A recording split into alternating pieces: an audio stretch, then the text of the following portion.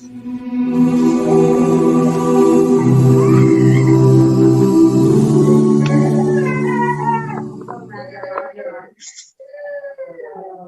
itu kita langsung saja kupas bersama dengan pemateri kita, yaitu Ustadz Naim Syukri. Mari kita sapa dulu bersama-sama. Assalamualaikum warahmatullahi wabarakatuh, Ustadz Naim. Waalaikumsalam warahmatullahi wabarakatuh. Oke, baik. Bagaimana kabar jenengan pada malam ini? Alhamdulillah sehat, masya Allah. Alhamdulillah. Baik, kalau begitu mari kita serahkan forum ini kepada Ustadz Naim. Monggo dipersilakan, Ustadz. Baik. Bismillahirrahmanirrahim.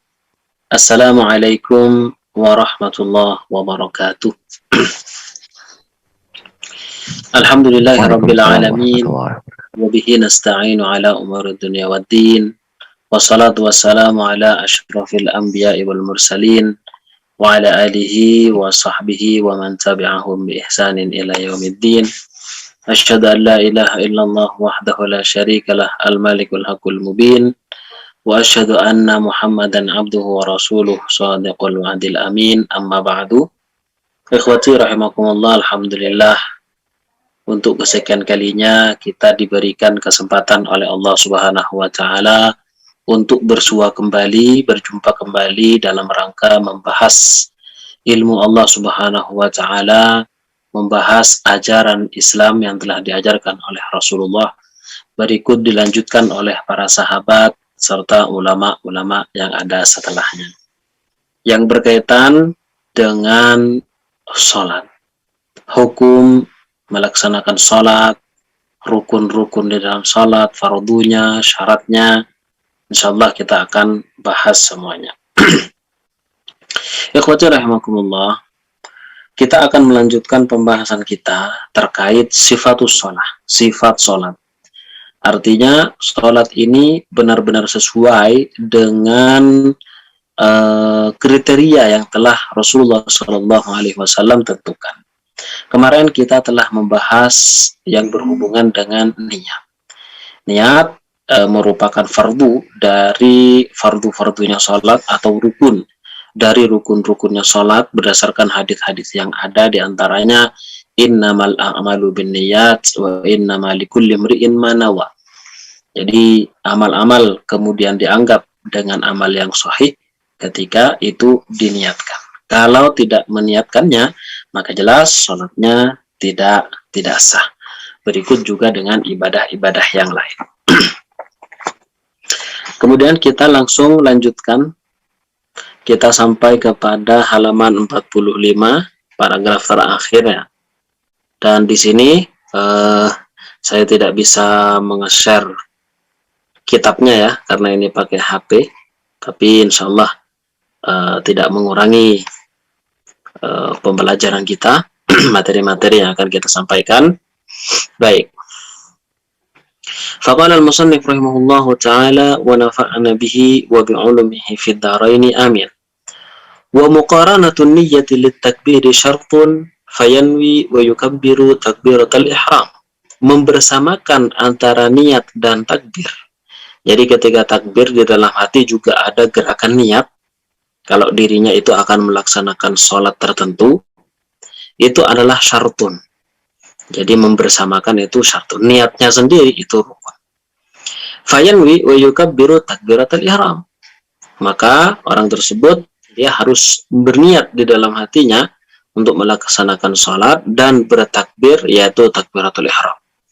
Kalau untuk membersamakan antara niat dengan takbiratul ihram itu hanya bisa ketika niatnya ada di dalam hati. Ketika dilafazkan, maka niatnya itu mesti sebelum takbiratul ihram, dan itu tidak apa-apa.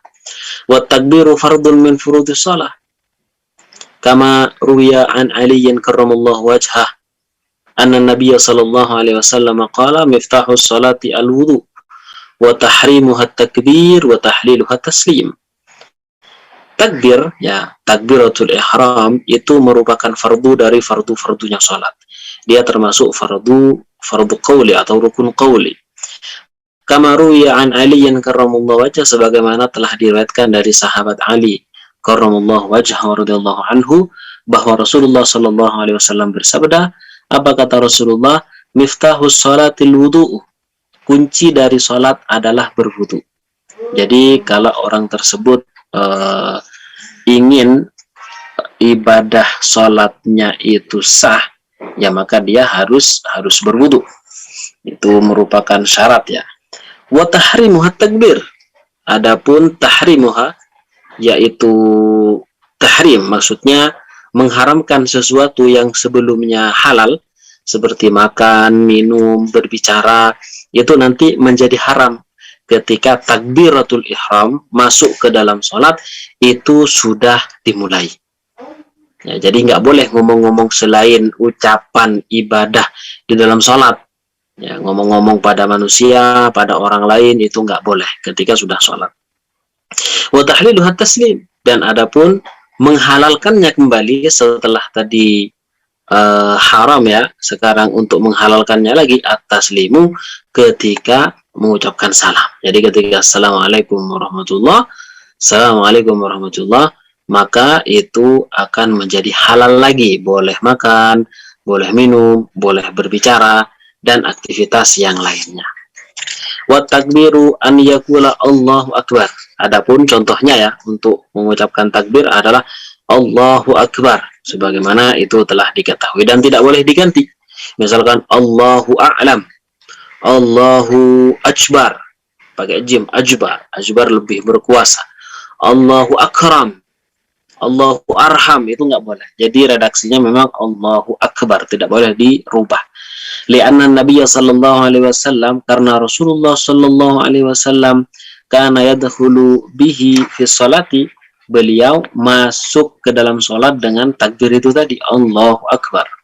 Wa qala sallallahu alaihi wasallam, dan Rasulullah bersabda, "Shallu kama ra'aitumuni usalli", salatlah kalian sebagaimana kalian melihat aku melaksanakan sholat. Jadi kita melaksanakan sholat, ya tentunya kita meniru sholat dari Rasulullah Sallallahu Alaihi Wasallam. Karena kita tidak boleh ya bikin-bikin, membuat sesuatu yang sebenarnya itu tidak dianjurkan oleh Rasulullah Sallallahu Alaihi Wasallam. Tentu itu akan berimplikasi pada suatu dosa gitu kan. Jadi melakukan sesuatu yang tidak diajarkan oleh Rasulullah Sallallahu Alaihi Wasallam. Wa in kana bilisanihi khabalun aw kharasun harrakahu bima yaqdiru alaihi. Kalau di mulutnya itu, di lisan orang yang akan sholat itu ada khabal, kesulitan di dalam mengucapkan sesuatu, atau latah misalnya, atau apa, au kharasun, atau dia ada sifat bisu seperti itu. Jadi dia sulit untuk mengucapkan, entah itu karena bisu atau karena latah atau karena apa seperti itu. Maka bagaimana? Harrakahu bima yaqdiru alaihi, maka dia menggerakkan lisannya sesuai dengan kemampuannya.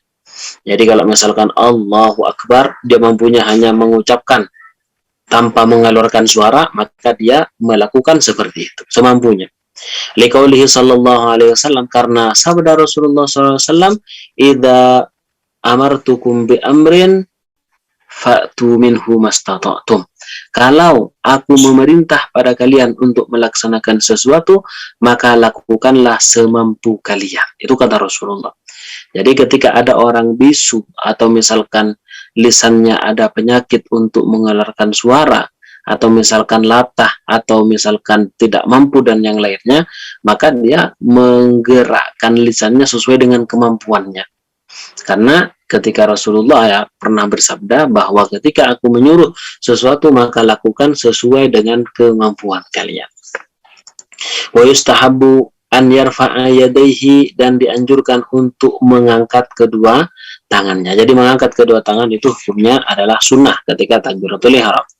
Ma'a takbiratul ihrami hadwa mankibaihi, sejajar dengan kedua pundaknya. Jadi ketika takbir Allahu Akbar seperti ini. Begitu ya, Allahu Akbar sampai di pundak.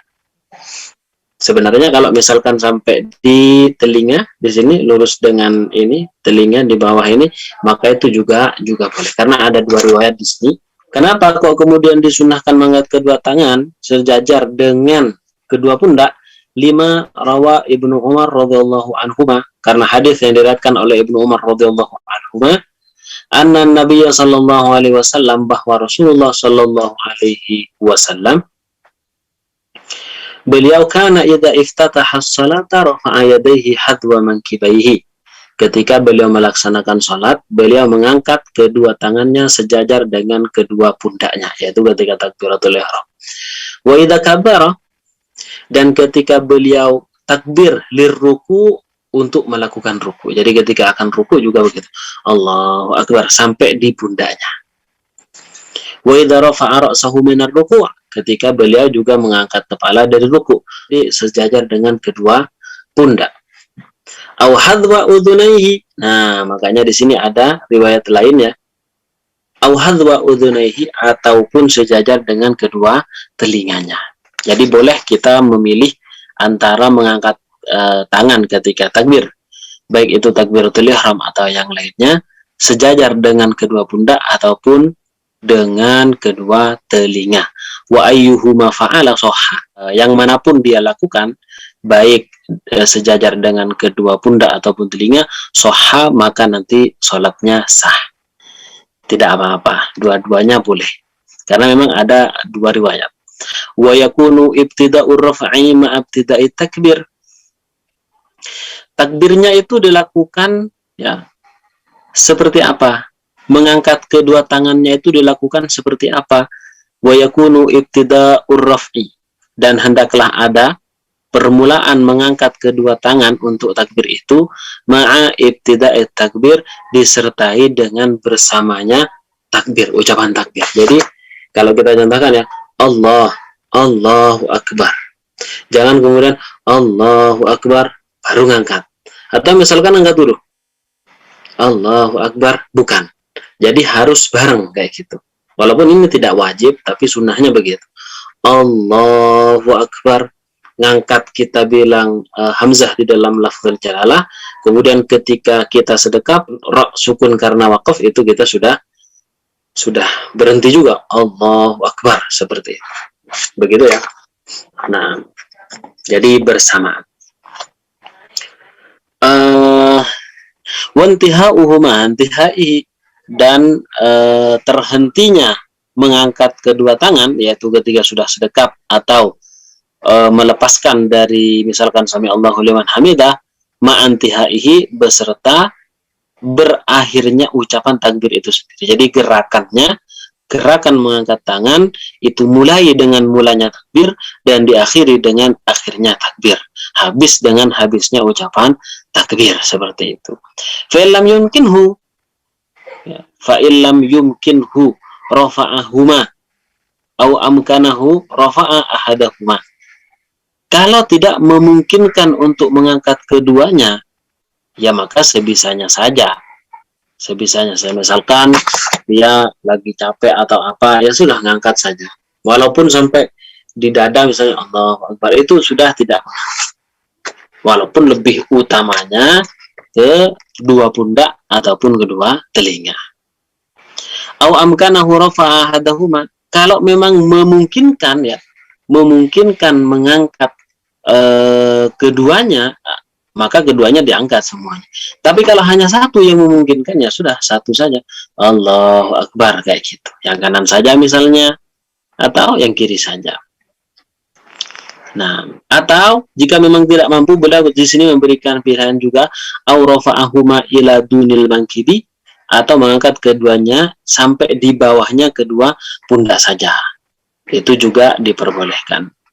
Seperti itu ya. Jadi rafa'a ma'amkanahu, intinya dia mengangkat kedua tangannya ketika takbir semampu dan semungkin yang dia lakukan. Kalau memang memungkinkan dan dia mampu, ya sudah laksanakan. Jika tidak mampu, maka semampunya saja, karena ini adalah sunnah.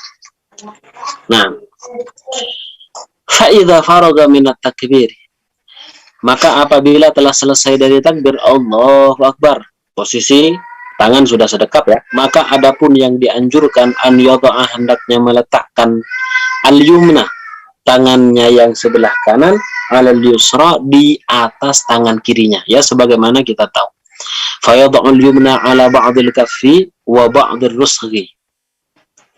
Sehingga apa? Dia meletakkan tangan kanannya di atas sebagian, sebagian telapak tangan dan sebagian dari pergelangan tangan. Wa yaqbidul yusra bil yumna, dan tangan kanan menggenggam tangan yang kiri. Jadi seperti ini ya. Di sini disebutkan tadi menggenggam ini kaf. Jadi ini adalah apa namanya? Telapak tangan, sementara bagian sini itu adalah lengan bagian bawah. Nah, pas di posisi jam ini itu namanya rusuk dalam bahasa Arab. Rushun, yaitu pergelangan lah. Kita harus di tengah-tengahnya. Di tengah-tengahnya. Allahu Akbar, seperti ini. Enggak terlalu ke sini, enggak terlalu ke sini. Seperti itu, enggak. Tapi di sini pas di tempatnya arloji, pas seperti ini. Begitu ya. Nah, kemudian tangan kanan memegang tangan yang kiri, sebagaimana yang telah kita ketahui.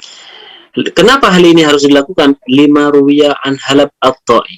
Sebagaimana diriwayatkan dari Halab at-Ta'i, qala, beliau berkata, karena Rasulullah sallallahu alaihi wasallam, bahwa Rasulullah sallallahu alaihi wasallam dulu semasa hidupnya, ya ummuna, beliau menjadi imam kami. Beliau pada saat itu mengimami kami. Fayakhudhu shimaluhu biyaminihi, sehingga tangan kanannya memegang tangan kirinya ya ketika sedekap itu. Itu yang pertama. Yang kedua, walima ruwiya an Wa'il bin Hujur. Karena hadis yang diriwayatkan oleh Wa'il bin Hujur, qala, beliau berkata, qultu la anzuranna ila salati Rasulillah sallallahu alaihi wasallam kaifa yusalli. Beliau mengatakan begini, aku benar-benar akan melihat kepada cara sholatnya Rasulullah Sallallahu Alaihi Wasallam. Kaifa yusalli, bagaimana beliau melaksanakan sholat. Jadi beliau pernah suatu ketika, pokoknya sekarang saya harus memperhatikan Rasulullah sholat, agar kemudian sholat saya juga sama dengan sholat Rasulullah, sehingga sholatnya akan dianggap dengan sholat yang sah, sholat yang sahihah dan diridai oleh Allah Subhanahu Wa Taala. Faqama, kemudian beliau berdiri. Faqama Rasulullah sallallahu alaihi wasallam, Rasulullah berdiri tegak ya. Berdiri karena berdiri merupakan rukun ya bagi yang mampu, khususnya di dalam salat wajib, salat fardu. Beliau berdiri, fastaqbalal qiblata, kemudian menghadap kiblat. Menghadap kiblat ya harus juga, itu merupakan syarat yang harus dipenuhi, menghadap kepada kiblat. Fakabbara, kemudian beliau bertakbir. Farafa'a yadayhi, mengangkat kedua tangannya, hatta hadza udunai, sampai kemudian sejajar dengan kedua telinganya. Nah, ada dua riwayat kan ya. Tadi di atas disebutkan sampai kedua pundak, sekarang sampai sejajar dengan kedua telinga.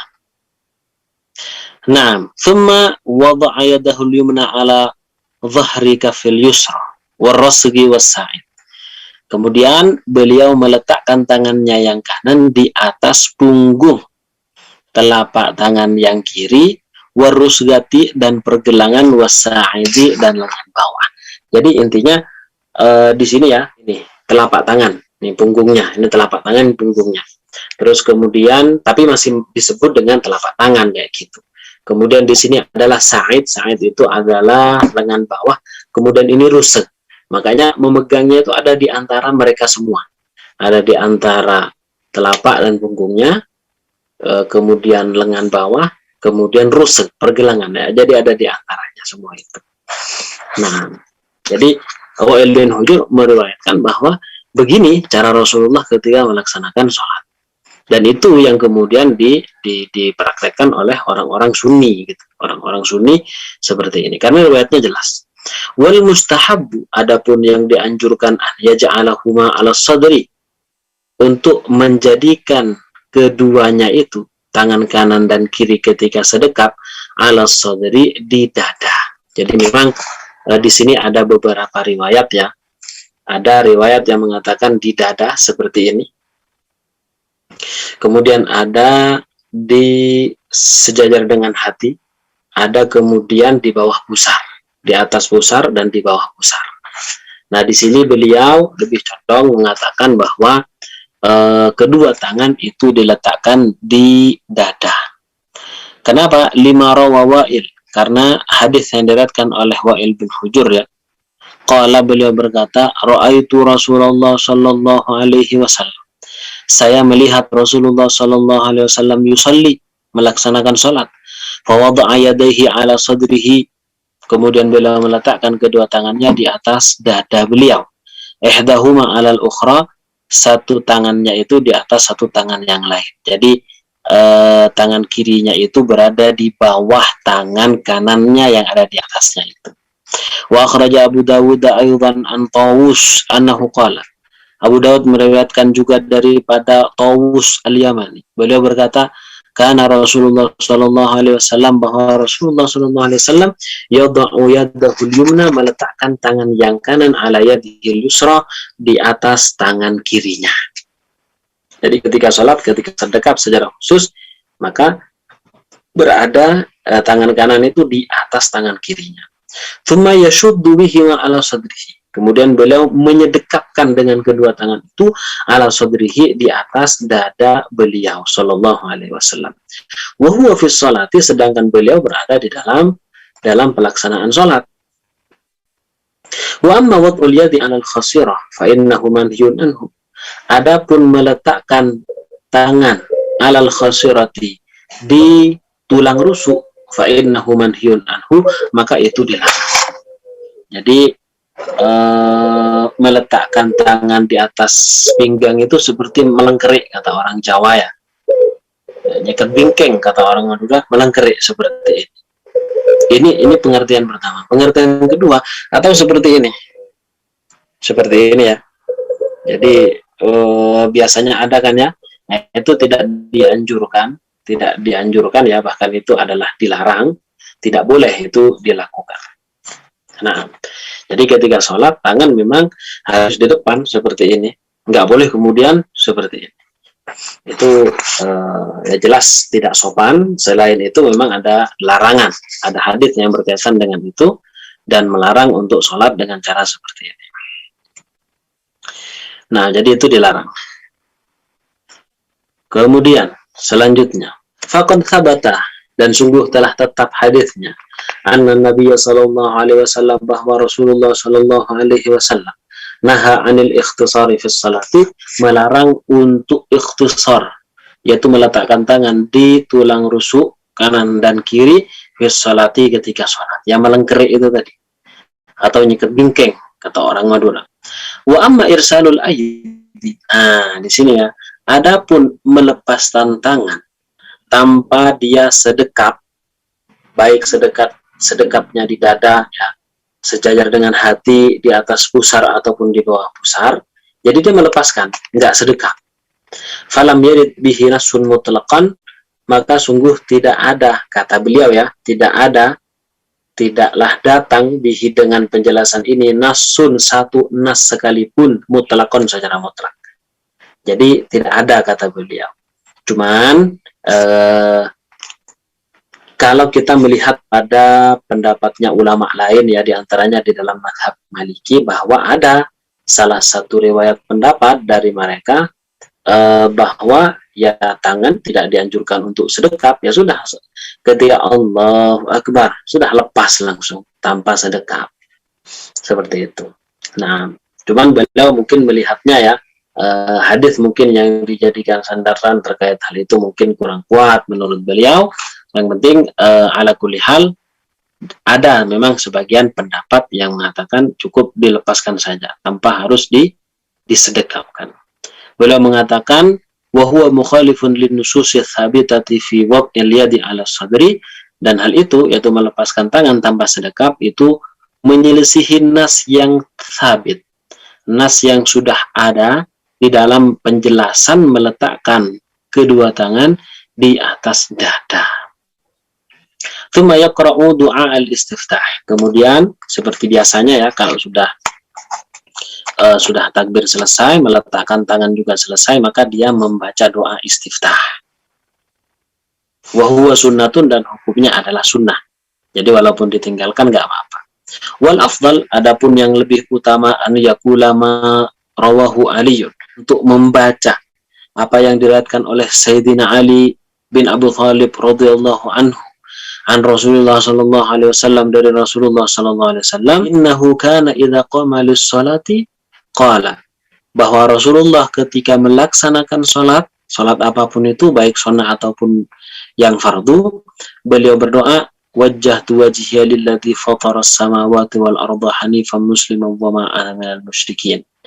Sebagaimana doa yang sudah masyhur di antara kita, inna salati wa nusuki wa mahyaya wa mamati lillahi rabbil alamin, la syarika lahu wa bidzalika umirtu wa ana minal muslimin. Nah, ini biasanya kita sampai di sini. Sampai di sini wa ana minal muslimin. Padahal ada riwayat lanjutan ya.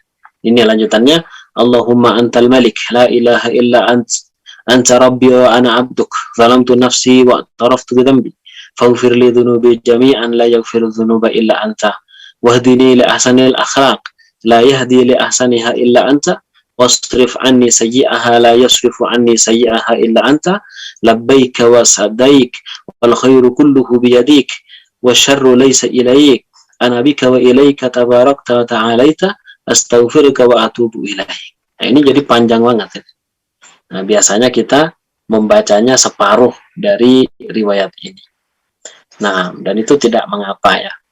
Wa yajuzu an yaktasira, dan boleh untuk mencukupkan diri, tidak membaca dengan lengkap tadi itu, ala ba'dhi hadza du'a, yaitu membaca sebagian doa ini ya tadi, wa ana minal muslimin, sampai di situ biasanya.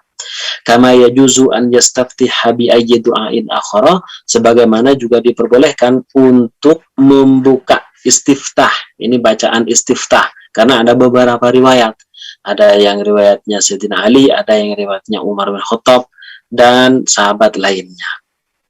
Jadi boleh menggunakan doa yang lainnya selain doa yang disebutkan tadi. Kemudian wal mustahabbu, adapun yang dianjurkan.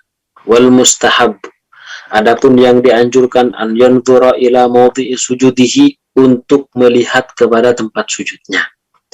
Jadi ketika sholat kita usahakan tidak melihat kemana-mana. Maksudnya ya kita lihat hanya kepada tempat sujud saja gitu.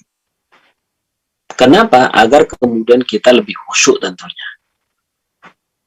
Karena memang ada hadis juga bahwa kita dilarang untuk kemudian melihat-lihat kemana-mana, padahal kita sedang sholat. Kalau istilahnya para ulama itu, ketika dia melaksanakan sholat, namun kemudian dia melihat kemana-mana, atau bahkan melihat ke atas kayak gitu, maka itu sungguh kekhusyuannya telah dicopet oleh setan. Jadi disebutkan dicopet oleh setan. Seperti itu. Nah, makanya di sini disebutkan wal mustahabbu an yanzura ila mawdi'i sujudihi, dianjurkan melihat kepada tempat sujudnya saja. Cuman masalahnya kalau kita sholat menggunakan sejadah, sejadahnya warna-warni. Sejadahnya ada gambar-gambar yang unik kayak gitu. Ada gambar Ka'bah, ada gambar masjid, ada gambar-gambar yang lainnya. Itu tentunya bisa jadi itu akan mengurangi kekhusyuan kita. Ya, makanya ya sebisa mungkin kalau ada sejadah yang tidak bermotif kayak gitu, tidak bermodel-model, tidak gambar ini dan itu, maka itu lebih bagus, lebih utama kayak gitu. Walaupun ya kalau misalkan yang sudah ada yang kita punya itu ya nggak apa-apa gitu. Cuman seandainya punya yang polos kayak gitu, itu lebih utama, lebih bagus karena akan lebih membantu pada kekhusyuan orang yang melaksanakan sholat menggunakan sejadah itu. Nah, wa yukrahu an yanzura ila sama, dimakruhkan untuk melihat kepada langit di saat sholat. Jadi seperti ini, melihat ke atas langit. Kenapa? Lima ruwiya an Ibnu Sirin, sebagaimana diriwayatkan dari Ibnu Sirin anna Nabiya sallallahu alaihi wasallam, bahwa Rasulullah sallallahu alaihi wasallam kana yuqallibu basarahu ila as-sama' fanazalat hadhihi al-ayah walladzina hum fi salatihim khashi'un fatata'a ra'sahu.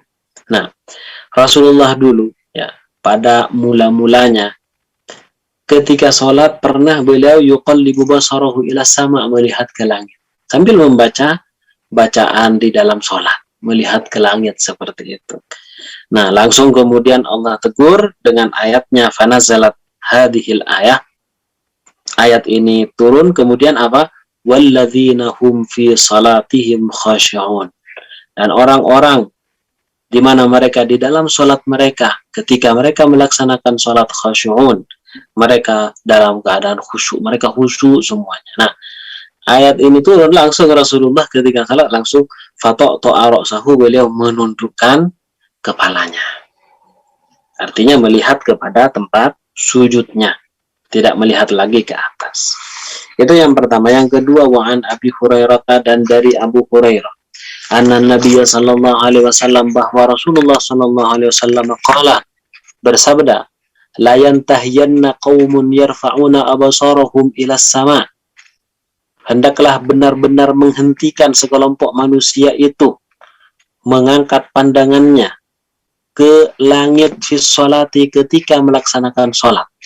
Jadi hendaklah orang yang melaksanakan sholat itu tidak melihat ke langit. Kenapa? Kok masih maksa? Kata Rasulullah apa? Au la tukhattafanna abasaruhum. Kalau tidak melakukan seperti itu, maka mata mereka akan disambar oleh petir. Takutnya seperti itu, makanya mereka harus berhenti. Kalau tidak, takutnya mata mereka akan disambar oleh petir Allah Subhanahu wa taala.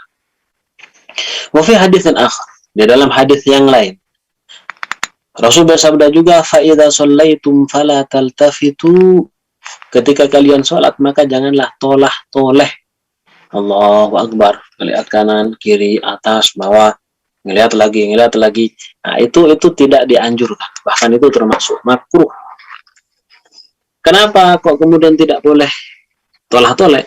Fa innallaha yansibu wajhahu, karena Allah Subhanahu wa taala sedang mencurahkan perhatiannya di depan orang ini, liwajhi abdihi, di hadapan hambanya. Loh, ketika orang sholat itu, Allah benar-benar mencurahkan diri untuk memperhatikan orang ini. Loh, kok ternyata setelah diperhatikan dia malah tolah-toleh, gak jelas kanan, kiri, atas, bawah, pokoknya tolah-toleh gak jelas. Padahal Allah sedang memperhatikannya. Seperti itu kan, malam yaltafit, selama dia belum tolah-toleh. Artinya perhatian Allah akan dicurahkan pada orang tersebut selama orang tersebut tidak tolah-toleh. Kalau sudah tolah-toleh, maka Allah akan membiarkannya seperti itu. Thumma yata'awwadu fayaqulu a'udzu billahi minasyaitonir rajim. Baca ta'awud.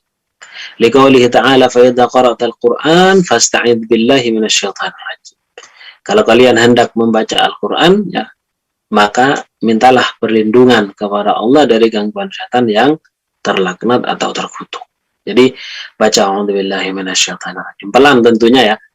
Nah, baik itu salatnya sirriyah ataupun jahriyah, salat yang disamarkan suaranya ataupun yang dinyaringkan suaranya, tetap bacanya adalah dengan pelan. Tsumma yaqra'u Fatihatal Kitab, kemudian dia membaca Fatihatal Kitab, suratul Fatihah. Wa qira'atul Fatihah fardun min furudhis shalah. Adapun membaca suratul Fatihah itu adalah fardu dari fardu-fardunya sholat, rukun dari rukun-rukunnya sholat. Sehingga ketika orang melaksanakan sholat tapi Al-Fatihah nggak dibaca, maka sholatnya itu nggak sah. Lima rawa Ubadah ibnu Samit radhiyallahu anhu anna Nabiya sallallahu alaihi wasallam. Sebagaimana diriwayatkan oleh Ubadah bin Samit, Rasul bersabda, la sholata liman lam yaqra' fiha bi Fatihatil Kitab.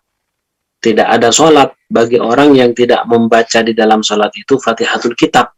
Jadi orang yang sholat kemudian nggak baca Fatihah, maka la sholata. La sholata, sholatnya nggak sah gitu, tidak dianggap. Ya eman tentunya. Padahal sholatnya itu sholat duhur misalnya, udah gitu panas juga. Ternyata sholat nggak baca Fatihah, ya sudah sholatnya nggak sah. Wa qala sallallahu alaihi wasallam, Rasulullah sallallahu alaihi wasallam juga bersabda, la tujzi'u salatun la yaqra'u ar-rajulu fiha bi Fatihatil Kitab. Salat seseorang itu tidak akan mencukupi. tidak akan sempurna. Salatnya orang yang bagaimana? Yang tidak membaca suratul Fatihah. Gitu ya. Jadi nggak dianggap sah, batal, seperti itu. Wa man shalla sholatan lam yaqra fiha bi fatihil kitab fahiya khidaj hiya khidaj ghairu tamam. Jadi dalam hadis lain Rasulullah bersabda begini, barang siapa yang sholat kemudian dia tidak membaca Al-Fatihah, maka khidaj. Apa khidaj itu? Ghairu tamam. Ghairu tamam itu tidaklah sempurna. Bacaannya itu enggak sempurna. Sholatnya enggak sempurna. Ya maksudnya enggak sah. Fa'in tarokaha nasiyan, kalau dia meninggalkan Al-Fatihah nasiyan dalam keadaan lupa. Ya memang lupa gitu, enggak baca Al-Fatihah. Langsung baca Qul huwallahu ahad. Al-Fatihahnya lupa. Maka bagaimana kalau dia lupa membaca suratul Fatihah? La tujzihi, maka tetap tidak akan sempurna, tidak akan sah walaupun lupa. Dia sholatnya misalkan zuhur 4 rakaat panas, setelah itu selesai assalamualaikum. Lalu ingat ternyata di rakaat kedua belum baca Al-Fatihah, maka bagaimana? Yang ngulang kayak gitu kan, jelas ini sholat yang tadi nggak sah. Nah, kenapa? Li'annahu rukun, karena rukun. Sebab rukun itu tidak ada toleransi untuk ditinggalkan, beda dengan sunnah. Kalau sunnah ya boleh untuk tinggalkan kayak gitu. Misalkan sunnah mengangkat kedua tangan ketika takbiratul ihram. Mengangkat kedua tangannya ketika takbiratul ihram itu sunnah. Bacaan takbirnya memang wajib. Bacaan Allahu Akbar dia termasuk rukun qauli. Tapi mengangkat kedua tangannya itu adalah hukumnya sunnah. Ketika tidak dikerjakan karena itu sunnah, ya nggak apa-apa. Sholatnya tetap dianggap sah. Tapi kalau rukun ditinggalkan, ya jelas itu sholatnya tidaklah sah, batal. Nah, wa makana ruknan fi sholati, apapun yang dianggap rukun di dalam sholat, lam yaskut farduhu nisyan, maka kefarduannya itu tidak akan gugur disebabkan dia lupa. Jadi apapun ketika dianggap itu rukun, terus kemudian dia lupa, maka kelupaannya itu bukan kemudian menjadi rukhsah untuk ditinggalkan rukun bacaan itu. Jadi sebenarnya bukan hanya khusus kepada rukun bacaan ya, termasuk misalkan rukun fi'li juga, seperti ruku. Ruku itu kan rukun. Ruku itu rukun atau sujud. Ternyata setelah selesai sholat dia baru ingat, loh saya sujudnya kok cuma sekali tadi di rakaat kedua misalnya. Padahal sujud itu kan harus 2 kali gitu kan dalam setiap rakaatnya. Maka bagaimana? Ya dia ngulang gitu kan. Nggak boleh ditambah sujud sahwi, bagaimana? Tetap dia ngulang. Nah, karena rukunnya atau fardunya telah dia tinggalkan. Baik, kita lanjutkan. Wa yajibu an yabtadi'aha bi bismillahirrahmanirrahim, dan wajib untuk memulai bacaan Al-Fatihah dengan membaca bismillahirrahmanirrahim. Fa innaha ayatun minha, karena bismillahirrahmanirrahim adalah ayat dari surat Al-Fatihah kayak gitu. Apa dalilnya bahwa basmalah itu termasuk bagian Al-Fatihah? Waddalilu alaihi ma rawathu Ummu Salamah radhiyallahu anha. Dalil atas pendapat ini bahwa bismillah termasuk bagian Fatihah adalah hadis yang diriwayatkan oleh Ummu Salamah radhiyallahu anha anna Nabiy sallallahu alaihi wasallam, bahwa Rasul sallallahu alaihi wasallam qara'a bismillahirrahmanirrahim fa'addaha ayatan. Rasulullah membaca bismillahirrahmanirrahim dan menghitungnya sebagai ayat surat Al-Fatihah. Wa in kana fi salatin yajharu fiha jahara bil basmalati kama yajharu bisairil fatihati.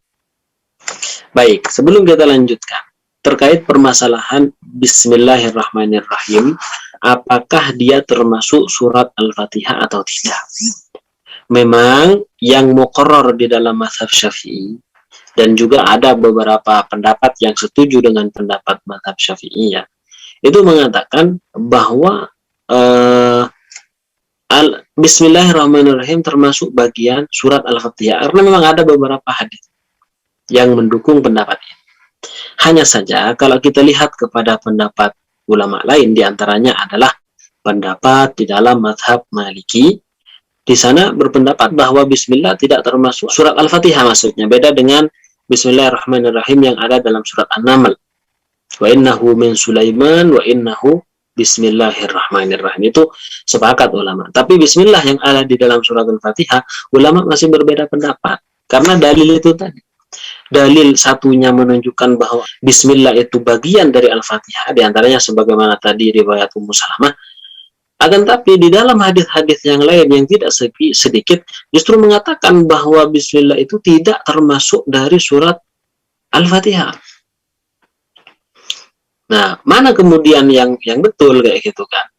Mana yang kemudian yang benar? Ya, kebenaran di sini ya kita kembali lagi, mana kira-kira yang dianggap hadis yang lebih kuat antara mengatakan bahwa Bismillah bagian dari ayat dan Bismillah tidak termasuk dari bagian surat Al-Fatihah. Akan tapi di dalam mazhab Syafi'i dan ulama yang lain yang sepakat dengan beliau di lain mazhab, ya mengatakan termasuk Bismillah. Ya, makanya di Quran cetakan itu Mushaf Utsmani, ya, yang sampai kemudian kita bisa lihat sampai sekarang di Mushaf, di dalam surat Al-Fatihah, Bismillahirrahmanirrahim, ya ayat 1 gitu kan, ayat 1. Akan tetapi pendapat Imam Malik ya dan yang sepaham dengan beliau juga beralasan kayak gitu untuk mengatakan bahwa Bismillah tidak termasuk dari surat Al-Fatihah. Bahkan Abu Abdullah Al-Qurtubi beliau mengatakan bahwa ya tidak termasuk, Bismillah itu tidak termasuk surat Al-Fatihah. Apa dalilnya? Ya, dalilnya sebagaimana telah disebutkan ya, bahwa nyata sekali dia tidak termasuk daripada Al-Fatihah. Kemudian cukuplah untuk kemudian dikatakan Bismillah itu tidak termasuk bagian surat Al-Fatihah. Apa? Ketika para ulama berbeda pendapat. Padahal Al-Quran itu dari awal sampai akhir tidak boleh ada perbedaan. Dia termasuk ayat ataupun tidak. Tapi kalau beda bacaan kiroah itu memang Rasulullah yang mengajarkan, karena memang Al-Quran unzila ala sab'ati ahrufin, dengan 7 dialek bahasa Arab kayak gitu. Jadi ketika para ulama sudah berbeda pendapat terkait status ini termasuk Al-Quran ataupun enggak, ya sudah jelas itu enggak masuk Al-Quran, karena dalam Al-Quran tidak boleh untuk terjadi perselisihan masuk ayat Al-Quran ataupun tidak. Seperti itu. Jadi sangat simpel jawaban dari mazhab Maliki untuk menyatakan bahwa Bismillah tidak termasuk bagian surat Al-Fatihah. Nah, sekarang sikap kita seperti apa? Ya kan? Ya kita lihat jamaah kita itu siapa. Kalau jamaah kita itu adalah rata-rata penganut mazhab Syafi'i, ya kita baca, ya kita keraskan. Ta'lifan liqulubihim, agar mereka tidak memberontak lah istilahnya. Tapi kalau mayoritas kita itu yang mengikuti adalah penganut mazhab Maliki atau yang sependapat dengan mereka rata-rata, ya kita nggak usah dikeraskan atau bahkan tidak perlu membacanya kayak gitu. Akan tapi kalau menurut pendapat Ahmad bin Hanbal dan yang sepaham dengan beliau, itu dipelankan bismillahnya. Bismillahirrahmanirrahim. Alhamdulillahirabbil alamin. Jadi dia dilihat dari sisi mazhab Syafi'i, ya dia baca. Kalau dilihat dari mazhab Maliki, dia tidak dikeraskan, seakan-akan dia tidak membacanya kayak gitu. Nah, baik, itu terkait masalah Bismillahirrahmanirrahim di dalam suratul Fatihah. Jadi ulama masih berbeda. Baik, kita lanjutkan. Wa in kana fi sholatin yajharu fiha, kalau dia melaksanakan sholat di mana sholatnya dikeraskan suaranya, maka bagaimana? Jahara bil basmalati kama yajharu bisairil fatihati. maka dia mengeraskan bacaan Bismillahirrahmanirrahim sebagaimana dia membaca suratul Fatihah. Jadi baca Alhamdulillahirabbil alamin sampai akhirnya itu kan dikeraskan. Ketika sholatnya adalah sholat jahriyah, maka basmalahnya juga dikeraskan. Wa yajibu an yaqra'ahu murattaban, dan wajib membaca suratul Fatihah itu dengan berurutan. Bismillah dulu, Alhamdulillahirabbil alamin, baru kemudian Ar-Rahmanir-Rahim, Maliki Yaumiddin, terus berurutan sampai 7 ayat itu kan. Jadi harus tertib. Fa in qara'a fi khilaliha ghairaha, kalau dia membaca di tengah-tengah Al-Fatihah ghairaha, selain surat Al-Fatihah, nasyan dalam keadaan lupa. Misalkan Bismillahirrahmanirrahim, Alhamdulillahirabbil alamin, walan tarda 'ankal yahud walan nasara hatta tattabi'a millatahum, Ar-Rahmanir-Rahim. Nah, jadi Alhamdulillahirabbil alamin, Ar-Rahmanir-Rahim itu di antara dua ayat ini dipisah dengan ayat yang lain. Dipisah dengan bacaan yang lain. Bagaimana hal seperti ini apabila terjadi? Ketika ini dilakukan karena lupa, karena dia memang tidak ingat, ya, kemudian thumma ata bima baqiya minha, kemudian dia melanjutkan ayat berikutnya langsung setelah tadi disela-sela dengan ayat lain, langsung dilanjutkan dengan ayat berikutnya, ajaza'ahu, maka itu boleh. Tapi dengan catatan dia memang lupa. Wa in qara'a amidan, nah kalau dia membaca dengan sengaja, ya, sengaja memang Bismillahirrahmanirrahim, Alhamdulillahirabbil alamin, apa misalkan walan tarda 'ankal yahudu, baru kemudian Ar-Rahmanir-Rahim, sengaja memang, ya jelas itu tidak boleh. Terus bagaimana? Apakah sholatnya batal? Ya tidak. Dia cukup mengulang dari awal lagi. Lazimahu an yasta'nifal qira'ata, maka dia wajib mengulang bacaan itu tadi. Ya kan?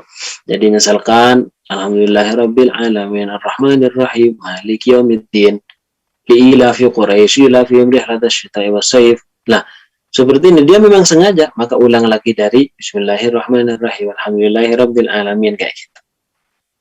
Nah, jadi dia harus mengulang. Wa tajibu qira'atul Fatihati fi kulli raq'atin, dan wajib membaca Al-Fatihah itu dalam setiap rakaat. Jadi dalam setiap rakaatnya bacaan Al-Fatihah itu harus ada. Tidak boleh kemudian ditinggalkan. Lima rawa Rifa'atu bin Abi Rafi' radhiyallahu anhu qala, beliau berkata, bainama Rasulullah sallallahu alaihi wasallam, ketika Rasulullah sallallahu alaihi wasallam jalisan fil masjid, beliau duduk di masjid, wa rajulun yusalli, tiba-tiba ada orang lelaki salat. Falamman sarafa, ketika dia pergi, ata Rasulullah sallallahu alaihi wasallam fasallama alaihi, Rasulullah datang pada orang tersebut, lalu kemudian Rasulullah mengucapkan salam. Faqala lahu a'id salataka fa innaka lam tusalli, ulangi salatmu karena sungguhnya kamu belum melaksanakan salat. Jadi ada orang salat, setelah selesai orang tersebut keluar dari salat, Rasulullah salat lagi, ulang kamu belum salat itu. Lalu akhirnya faqala alimni ya Rasulullah. Nah, ini terjadi 3 kali ya sebenarnya dalam hadis yang cukup panjang, sampai kemudian memang saya udah nggak tahu lagi ya Rasulullah, kemudian mengatakan alimni ya Rasulullah, kalau begitu ajari saya ya Rasulullah, seperti apa sholat yang benar.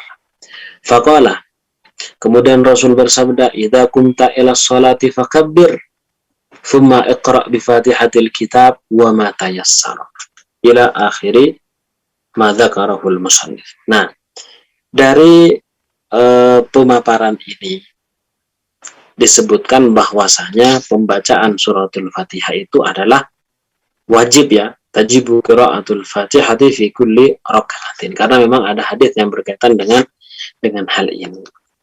Yang pertama Rasul bersabda apa? Shallu kama ra'aitumuni usolli. Kemudian diriwayatkan oleh sahabat ya, itu bagaimana Rasulullah sholat, bagaimana Rasulullah membaca suratul Fatihah, bagaimana membaca basmalahnya dan yang lainnya, itu semua dijelaskan. Sehingga kita yang mengikuti apa yang telah dijelaskan oleh sahabat ketika mereka melihat dari Rasulullah Shallallahu Alaihi Wasallam. Alhamdulillah, ini pembahasan berikutnya ini cukup panjang ya. Nanti kita lanjutkan insya Allah pada pertemuan berikutnya. Alhamdulillah. Baik, untuk selanjutnya saya serahkan kembali kepada MC. Tafadhal Ustaz Adil. Sedikit gangguan. Oke, sudah terdengar suara saya dari Ustadz Naim. Nah, baik, kali ini kita akan masuk kepada sesi tanya jawab. Ya, dipersilakan untuk para peserta ya, para pemirsa yang menyaksikan kajian bedah kitab Ahkamus Shalah ini ya. Dipersilakan bagi yang di forum Zoom bisa langsung menyampaikan pertanyaannya di chat Zoom, sedangkan yang menyaksikan via live YouTube bisa langsung menuliskan pertanyaannya di kolom chat live Zoom live YouTube. Kalau gitu ya. Baik. Sudah ada 2 pertanyaan. Nah, sudah ada 2 pertanyaan di forum Zoom ya. Akan saya bacakan ya. Oke, jadi pertanyaan yang pertama. Ustaz izin bertanya, batasan tolah-toleh itu seperti apa? Apakah melirik juga termasuk di dalamnya? Jadi mungkin kalau noleh itu kan tadi, kalau dalam pertanyaan ini mungkin saya mengartikannya pakai leher. Nengok. Bahasanya seperti itu. Nah, sedangkan ini menggunakan hanya mata kayak gitu ya, ngelirik gitu ya, melirik. Nah, kira-kira apakah ada batasannya dan seperti apa, dan apakah termasuk melirik juga? Monggo bisa langsung dijawab Ustaz Naim. Ya, jadi dari pertanyaan ini, apakah ketika melirik itu termasuk batasan tolah menoleh gitu, tolah toleh gitu kan? Sebenarnya tadi disebutkan ya bahwa Allah akan memperhatikan orang tersebut dengan seksama malam yaltafit ketika orang tersebut belum menoleh. Nah, ketika sudah menoleh maka Allah biarkan orang tersebut gitu. Dari sini kemudian disebutkan bahwa menoleh itu hukumnya makruh. Tidak sampai membatalkan ya. Jadi menoleh dengan leher kayak gitu, seperti ini, itu hukumnya adalah makruh. Tidak disukai. Dan tentu ini tidak disarankan untuk dilakukan ketika sedang melaksanakan sholat. Kalau sekiranya menoleh diikuti dengan dada sampai seperti ini, sampai berpaling dari kiblat kayak gitu, maka itu menjadi batal sudah. Bukan hanya sekadar makruh, tapi itu langsung menjadi batal. Karena termasuk di antara syaratnya adalah istiqbalul kiblat, menghadap ke kiblat. Menghadap ke kiblat itu dengan menggunakan dada kayak gitu, dengan menggunakan dada. Jadi dadanya langsung menghadap ke kiblat. Bagaimana kalau melirik, bukan menoleh ya, melirik? Apakah termasuk dalam kategori yaltafit, menoleh? Tidak termasuk. Sebagaimana dijelaskan oleh Imam Nawawi ya, bahwa ketika melirik itu hukumnya tidak apa-apa, apalagi ketika ada hajat. Jadi misalkan sholat, misalkan kita sama anak atau sama siapa, tiba-tiba ada indikasi anak itu akan terjadi kecelakaan, maka kita meliriknya.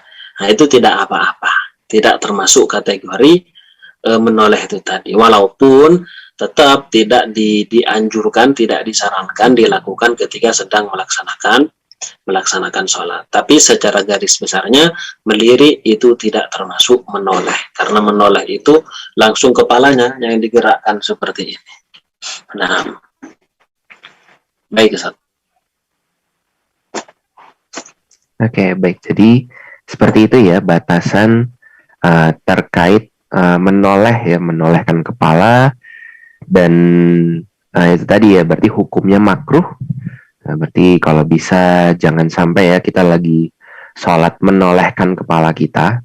Nah, sedangkan untuk melirik itu masih diperbolehkan asalkan ada hajat tertentu atau memang butuh untuk melihat kondisi tertentu yang memang harus diawasi. Seperti itu ya. Oke, terima kasih Ustaz Naim. Kita akan masuk kepada pertanyaan yang berikutnya. Yang kedua, izin bertanya Ustaz, apakah yang termasuk khusyuk di dalam sholat itu? Ini pertanyaannya tentang khusyuk. Oke, monggo dipersilakan Ustaz Naim. Jadi yang pertama terkait masalah khusyuk. Khusyuk itu sangat penting ya. Allah Subhanahu wa taala berfirman, "Wa qumu lillahi qanitin." Tegaklah kalian menghadap kepada Allah qanitin. Ya, dalam keadaan khusyuk. Termasuk juga di dalam ayat tadi disebutkan wa hum fi salatihim khashi'un. Mereka di dalam salatnya ya ketika melaksanakan salat khashi'un, mereka khusyuk. Jadi orang-orang yang khusyuk itu dipuji. Dan ini merupakan tuntutan sebenarnya khusyuk itu. Khusyuk. Walaupun khusyuk tidak termasuk rukun. Ya, di dalam fikih, khusyuk itu tidak termasuk rukun. Ustaz. Yang dimasuk rukun itu kan ada rukun fi'li, rukun qauli, rukun qalbi. Jadi semuanya itu tidak ada dari beberapa rukun itu disebutkan di antara rukunnya adalah khusyuk. Tidak ada. Tumaknina, iya tumaknina antang. Sungguh pun begitu, ada memang beberapa ulama yang memasukkan khusyuk itu termasuk rukun. Walaupun ini tidak apa istilahnya, tidak kemudian banyak ulama yang mengikuti. Tapi khusyuk itu sendiri merupakan hal tuntutan ketika kita melaksanakan sholat. Apa di antara ciri-ciri khusyuk itu? Nah, ini yang penting. Di antara ciri-ciri yang khusyuk itu, paling mudahnya adalah memahami apa yang dia baca. Ketika dia mengatakan Allahu Akbar, di hatinya itu benar-benar meyakini bahwa Allah adalah zat yang maha hebat, yang maha kuasa, maha besar, maha segalanya. Jadi tahu maksud Allahu Akbar itu apa. Ketika dia membaca suratul Fatihah dari awal Bismillahirrahmanirrahim sampai kemudian waladhdallin. Jadi tahu apa maksud dari bacaan ini apa gitu. Ketika dia Sami'allahu liman hamidah Rabbana walakal hamdu mil'us samawati sampai akhirnya. Itu paham. Ketika dia ruku Subhana Rabbil Azimi, apa makna, arti, kalau mudahnya artinya, terjemahnya gitu, itu apa? Ketika dia At-tahiyyatul mubarakatus shalawatut thayyibatulillah, itu paham. Nah, ketika orang-orang sudah memahami betul apa yang dia baca ketika sholat, ya kan, dia mengerti maksudnya, artinya itu apa, ngerti. Nah, itu sudah bisa untuk dianggap sebagai orang yang khusyuk.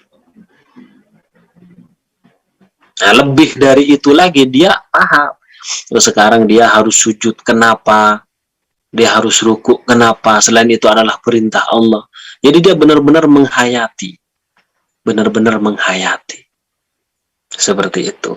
Nah, tapi kalau kemudian dia sholat, tapi masih saja dia tidak paham sama sekali. Dia hanya hafal saja. Sehingga apa? Pikiran sudah terbawa kemana-mana. Yang teringat masalah apa yang ada di rumah lah. Memikirkan hal yang ada di luar sholat lah. Ya kan? Atau malah sambil guyon-guyonan. Ya kan? Dan ini contoh yang paling mudah kita dapatkan, anak kecil itu. Anak kecil mana khusyuk gitu kan. Karena apa yang mereka baca nggak paham gitu. Di mana-mana guyon aja kan. Temannya sholat digoda saja. Yaitu contoh ketidakkhusyuan seperti itu. Lah ketika sudah dewasa, sudah paham, ya sudah balik, sudah mengerti apa yang dia bacakan di dalam sholat, lah itu sudah termasuk ciri-ciri khusyuk. Sehingga di dalam ayat inna sholata tanha 'anil fahsya'i wal munkar, sholat akan mencegah dari kekejian dan kemungkaran, itu benar-benar akan terrealisasi. Seperti itu. Nah, terima kasih Ustaz Naim atas jawabannya. Jadi itu ya arti daripada khusyuk di dalam sholat. Ya, jadi kita memahami betul apa yang tengah kita baca, apa yang tengah kita lakukan dalam setiap aktivitas di sholat tersebut.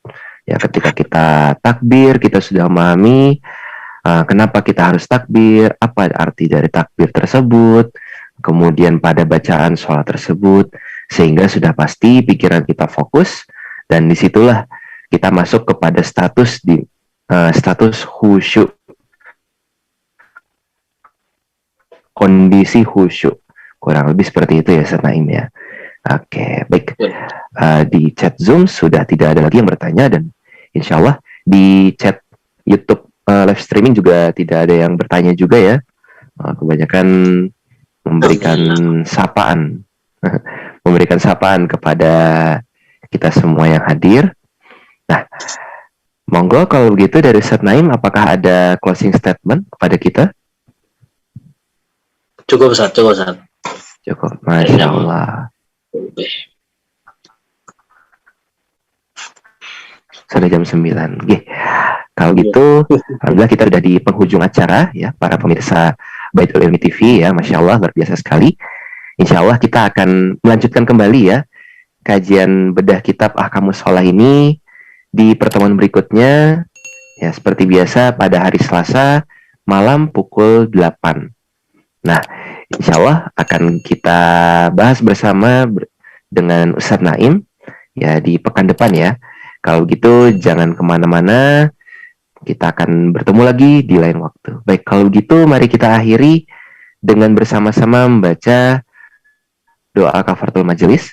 Subhanaka Allahumma bihamdik, asyhadu an la ilaha illa anta, astaghfiruka wa atubu ilaik. Saya Dilan Nuriman beserta Ustadz Naim undur diri. Wabillahi taufiq wal hidayah. Wassalamualaikum warahmatullahi wabarakatuh. Waalaikumsalam.